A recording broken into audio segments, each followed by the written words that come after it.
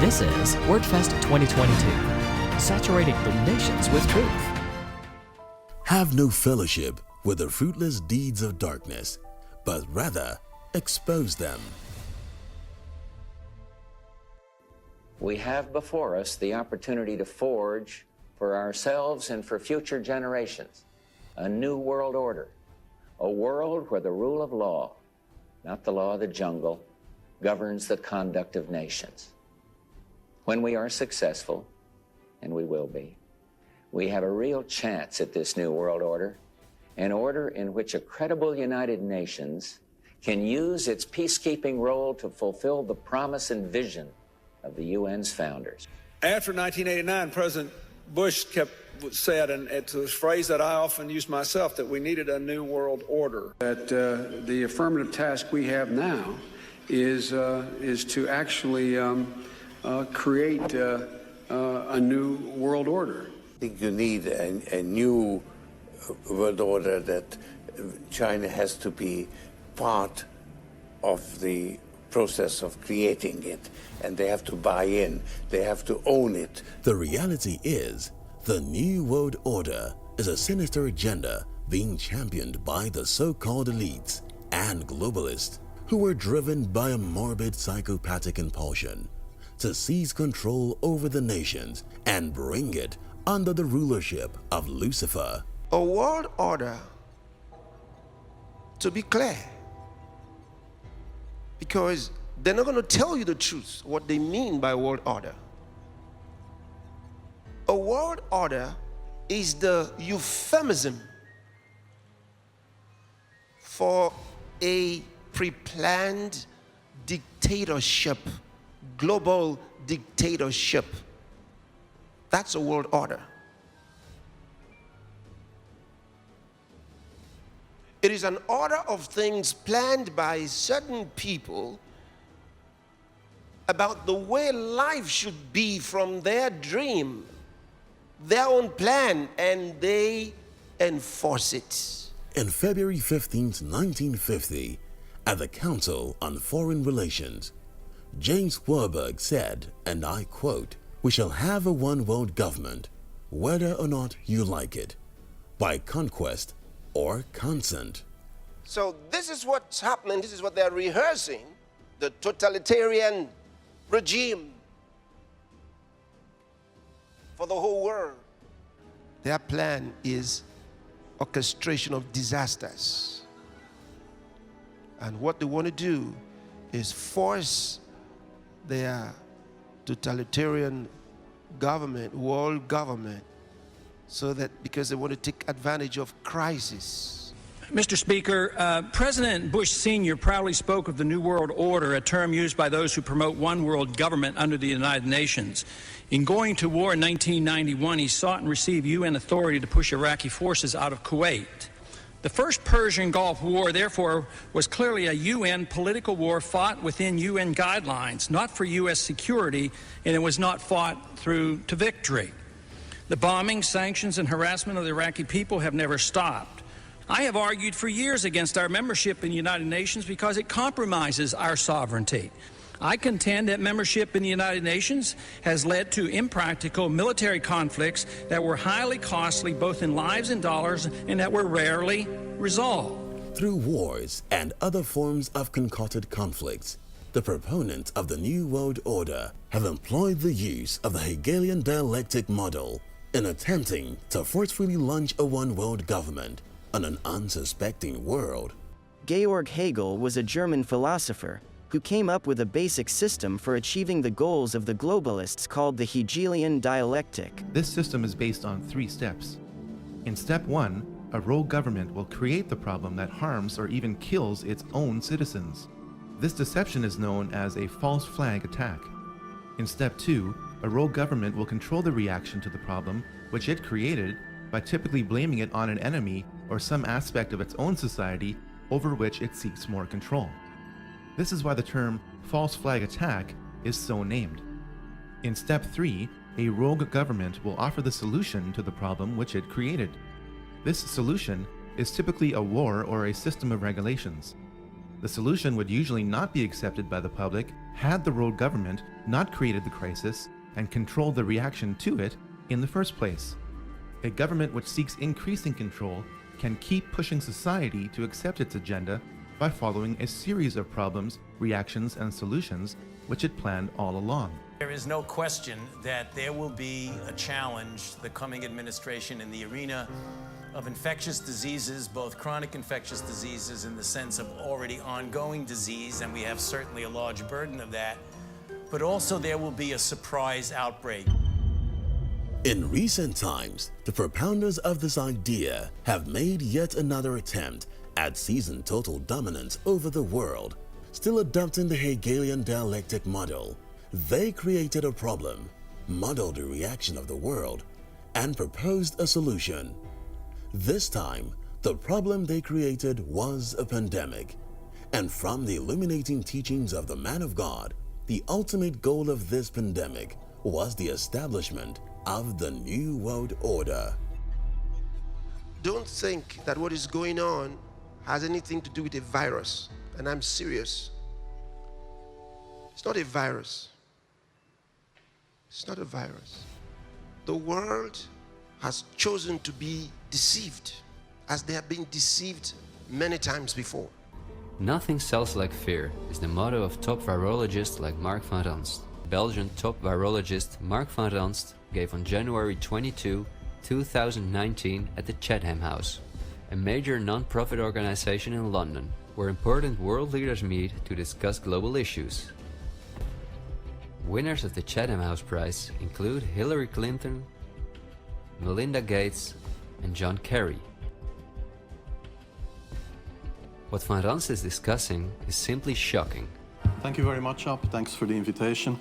And I was asked to tell you about my experiences being the crisis manager, the flu commissioner for Belgium, and highlighting the communication aspects there. These are some of my conflicts of interest over the past 20 years, I guess. It all started for me at that time, well, actually in 2006 when I was appointed. This is an unpaid hobby, so it's not a profession or a function, whatever. It's really a hobby, that flu commissioner thing. On April 24, 2009, that was when WHO said, okay, there will be a pandemic, and that's when the thing started. And then you have one opportunity to do it right. I mean, day one is so important. In day one, you start your communication with the press, with the people, and you have to do it right. I mean, you have to go for one voice, one message. In Belgium, they chose to appoint a non-politician to do that. I mean, I have no party affiliations, and that makes things a little bit, at that time at least, a little bit easier, because you're not attacked politically, majority, minority. That doesn't come into play, and that was a huge advantage. The second advantage is that you can play in Brussels the complete naive guy and get a lot more done than you would otherwise be able to do. You have to be omnipresent that first day or the first days, so that you attract the media attention. You make an agreement with them that you will tell them all, and if they call, you will pick up the phone. When you do that, then you can profit from these early days to get complete carpet coverage of the field, and they're not going to search for alternative voices there. And if you do that, that makes things a lot easier. These first weeks, that's easy street. When you have no opposition and everybody needs news and they can come to you for news, you can bring quite a lot of neutral information, and it is picked up, and it is well, the news is brought the way you bring it, and that is you can only do that in the first couple of weeks or months. And then you have to say, okay, well, we will have H1N1 deaths. Of course, that would be unavoidable. I used there Sir Donaldson's quote, where he said that in the UK, by the peak of the epidemic, 40 people would die per day at the end of the summer. So 62 at that time million people in the UK, 40 deaths a day. I worked it out for Belgium. That would be 7 deaths a day at the peak of the epidemic. I used that in the media. 7 Belgian flu deaths per day at the peak of the epidemic would be realistic. That is true in every year, even interpandemically. That is very, very conservative. However, talking about fatalities is important because when you say that, people say, wow, what do you mean? People die because of influenza? And that was a necessary step to take. And then, of course, a couple of days later, you had the first H1N1 death in the country, and the scene was set and it was already talked about. And then you had to pick who is going to be vaccinated first. Huh?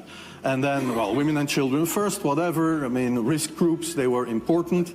And then I misused the fact that the top football soccer clubs in Belgium inappropriately and against all agreements vaccinated they made their soccer players priority people. So I said I can use that. Because if the population really believes that this vaccine is so desirable that even the soccer players would be dishonest to get their vaccine, I said, okay, I can play with that. So I made a big fuss about this. This is Van Ranst is raving mad. But it worked. The Chatham House organization is also funded by all major corporations of the elite, the Gates Foundation and the Open Society Foundations. The spread of infectious diseases has a unique ability to fuel fear, anxiety, and mass hysteria, says Klaus Schwab. In the year 2020, this same strategy was employed in putting the world at a standstill as fear-inducing news reports pervaded the airwaves. What's happening right now is not new. There are parallels.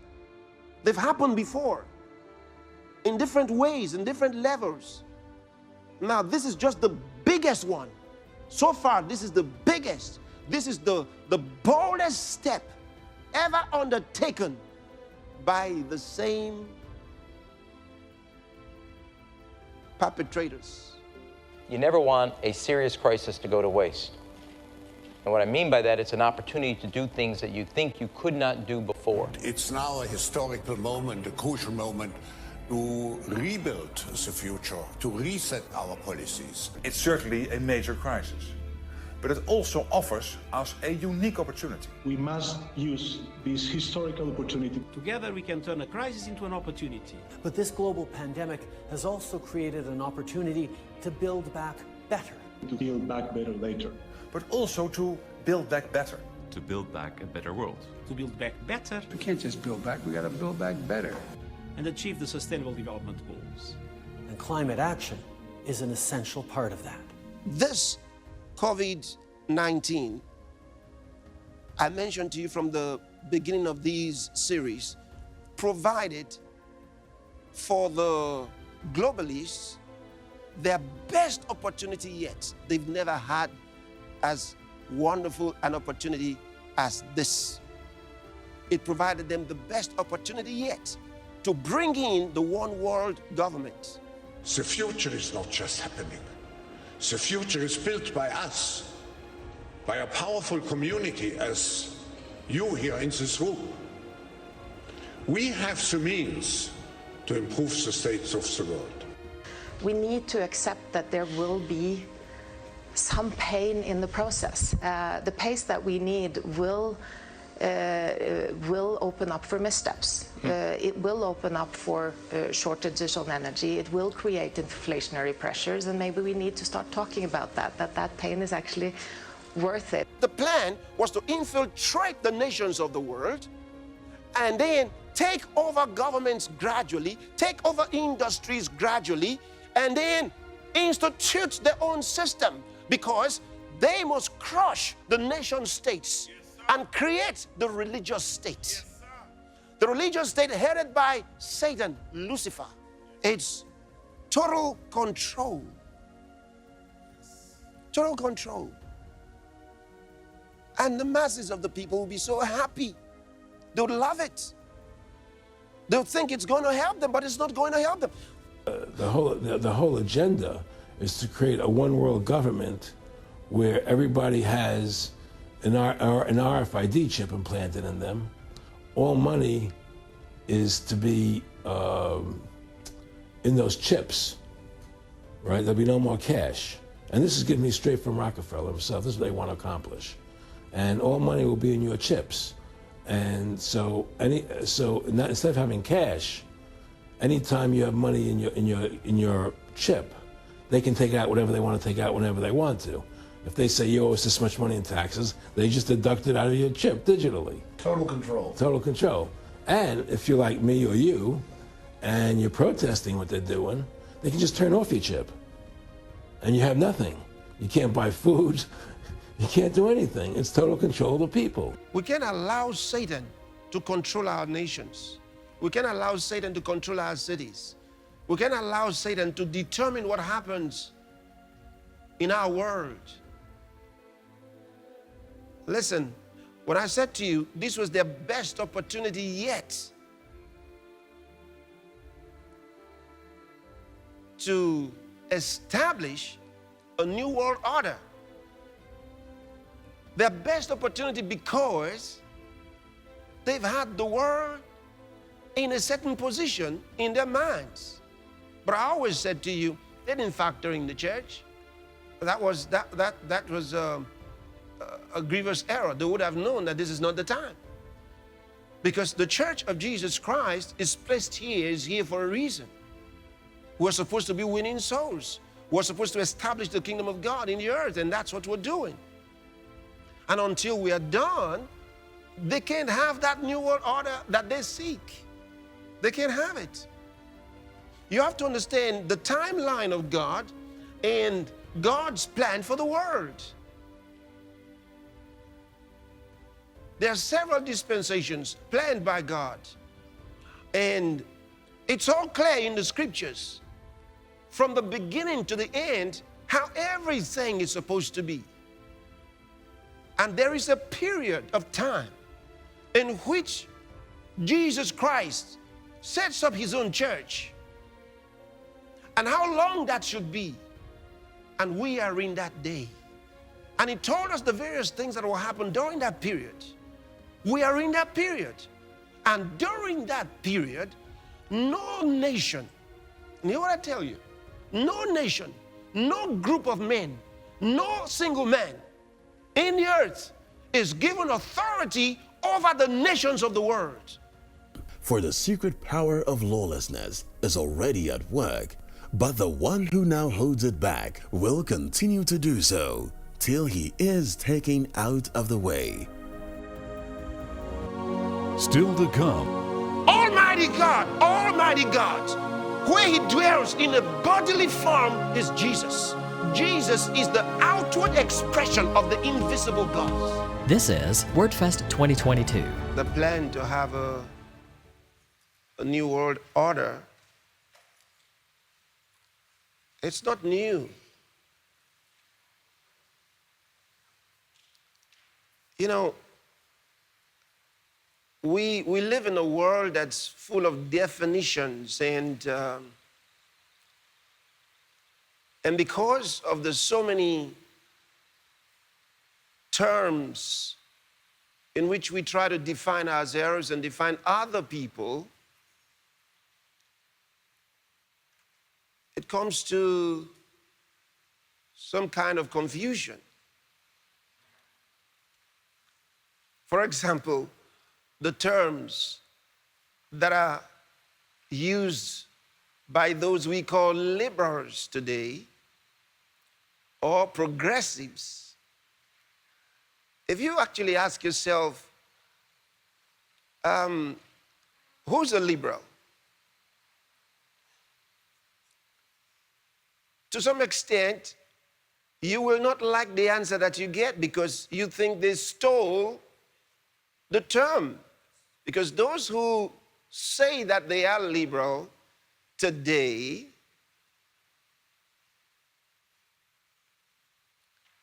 have a way of life and a worldview that you may not accept.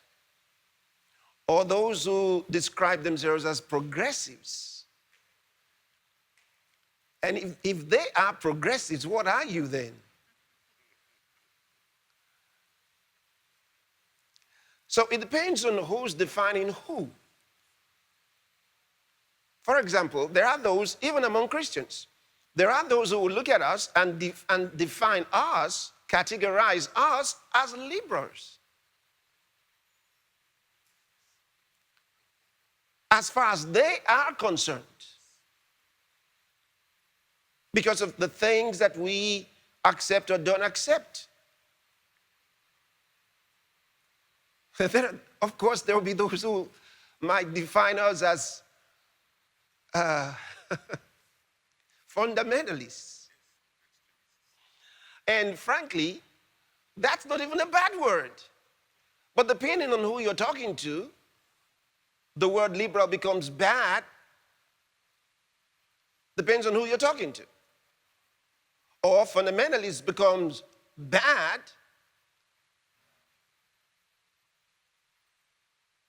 and we almost see them as extremities.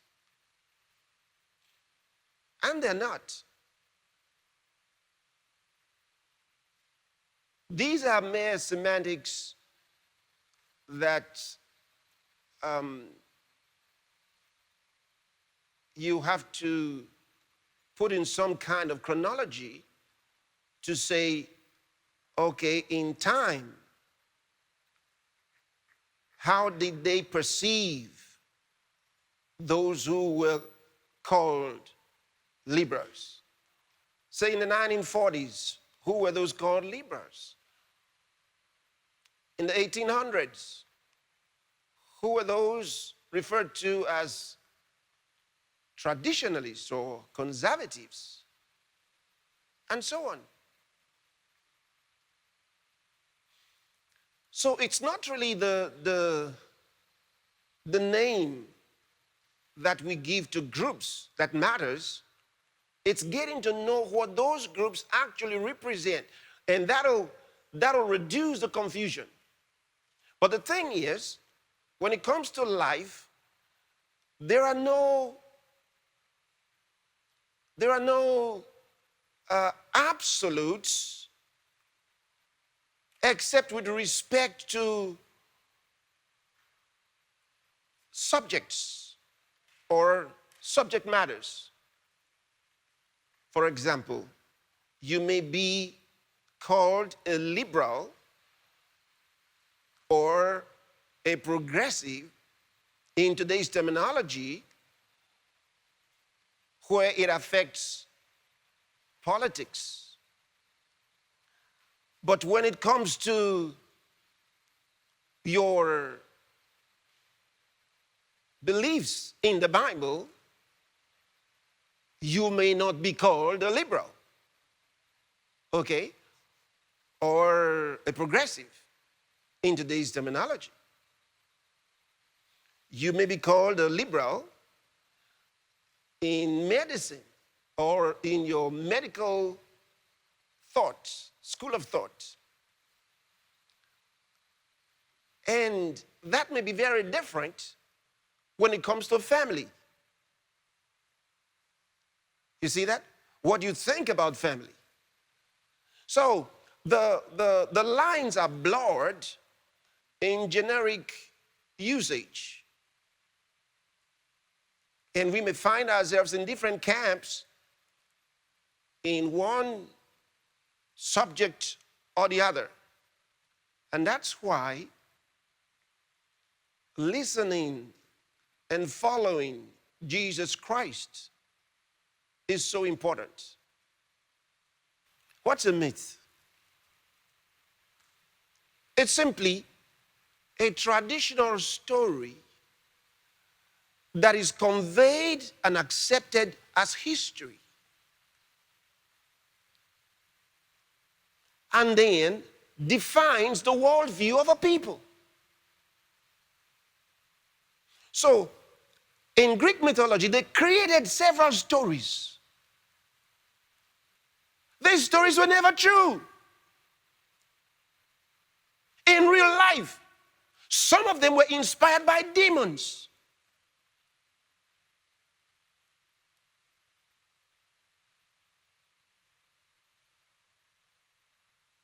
Like the story of Zeus and Europa. That was inspired by demons. And that's what the Bible tells us. When John saw that in the book of Revelation. When John saw that in Revelation chapter 17, he says, I wondered with great admiration because he had heard the story. And now he was shown in the revelation something that was actually inspired by evil spirits, demons of darkness. And that story is the foundation on which Europe is founding itself, building itself. It's building itself on a lie. Who was Zeus, the demon? So to them, Zeus was the god of gods. He controlled the spirit realm and is expected to somehow take care of them. And so when you understand their mythology, you can see where they're coming from, why their reasoning is the way it is.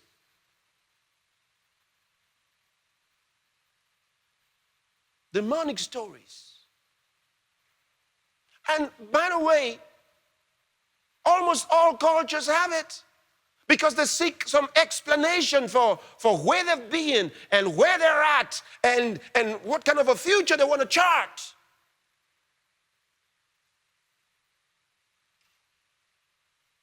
But the truth is only in Jesus Christ. The truth is only in Jesus Christ. Truth is reality. The unshakable foundation is Jesus Christ. So I wanted to give you that background in verse 8 because it explains some of the things he's going to say from the next verse. But let's read it again. It says, see to it that no one carries you off as spoil. Okay? In other words, don't become one of their gains. Because they win you to their side, you are now a spoil. You have been taken as one of their gains. They've won you as a prize. So they send out even emails to a lot of young people, nominating them to some organization in America. And so they know those are things you want to do. I mean, they know that you can't wait to jump out of your country if you're in Africa or in Southern Asia. You can't wait to jump out. So they offer you a lot of things. In fact, nowadays, they're not even offering some. They're offering them to stay in your country and be our representative. Yes, sir. Yes, because they don't even want you in their country anymore. They say, stay in your country, you become our representative. They're actually raising you to be a spy. Because that's the training. They're going to train you for that. And you better say no. Yeah. So they're raising you to be a spy is even one of the lightest ones. And the next thing is they train you to become, you remember NSAS? Yes, sir. Yeah, something like that. That's what they want to use you for, to destroy your own country. Then they laugh at you. Listen, when you disagree with government, don't destroy your properties. You're free to disagree with your government. You can disagree. You can have a protest. But never accept. Don't allow anyone inspire you to destroy the buildings and destroy the offices and destroy cars in the streets and don't destroy anything. Because even if those things don't belong to you personally, they still belong to you because that is your country. Don't destroy your country. Don't let anyone inspire you to do such evil things. Think about it. After destroying the shops, after destroying the buses, you still need to use them. Then the government will tax you to build new ones, so to get new ones. They tax you because even if you're too young to pay the tax, or you don't have a job, they will tax your uncle, or your friend, or your dad. Somebody close to you is going to be paying for the destruction that you effected. Listen, By destroying things in your country, you never win. You never prove a point. In fact, you show yourself to have been foolish, to have been deceived and misled. So take what I've told you. Take it seriously. If they tell you, let's go and destroy, they say no. Don't destroy. Don't destroy. Oh, those people stole money to build this and stole money to build that. But it's your money. So now that they have built it, you wait. Use legal means. Through legal means, maybe they will assign them to you. Someday, if it is true that they were built by stolen money, maybe someday. But if you destroy them, you have no claims, you have nothing. You have lost. So whichever way, you lose by destroying things in your country. Don't let protests degenerate to that level. Distinguish yourself as a young man, as a young woman. Distinguish yourself. Think differently.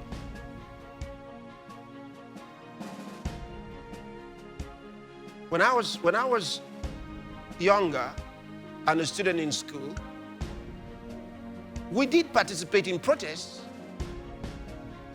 because we had issues. There were things we didn't agree with, but there was no way under the sun that anyone was going to convince me for us to destroy the school property or destroy anything belonging to the government. No, because our understanding was the school was ours, the government was ours. When the issues are resolved, we will still need those things. Why destroy them? Makes no sense.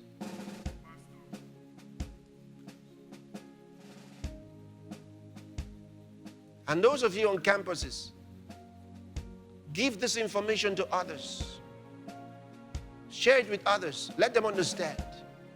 There's a better way. Don't let those who have the wrong ideas misuse you. You can now have direct access to all of your level special teachings right on the Pastor Chris Digital Library app. What a privilege to reminisce on all the deep revelations. Download the Pastor Chris Digital Library app and subscribe to have access to these mind-blowing eschatological teachings at your own convenience, anywhere, anytime. These timely teachings will further sharpen your focus on the Lord and what He has called you to do. What are you waiting for?